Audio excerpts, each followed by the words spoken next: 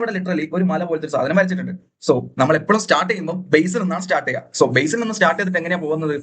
നമ്മൾ നേരെ പോകുന്നത് ലൈക്ക് നമ്മൾ മല കയറാണ്. സോ മല കയറുമ്പോൾ നമ്മൾ ഓരോ സ്റ്റെപ്പ് ആയിട്ടാണ് വെക്കുന്നത്. സോ സ്റ്റെപ്പ് ആയിട്ട് വെക്കുമ്പോൾ ഫസ്റ്റ് നമ്മുടെ കാൽക്കുലേറ്ററിൽ എന്തടിക്കണം? നമ്മുടെ ബേസ് എമൗണ്ട് അടിക്കണം. ബേസ് എമൗണ്ട് അടിച്ചതിന് ശേഷം നമ്മൾ എന്ത് ചെയ്യും?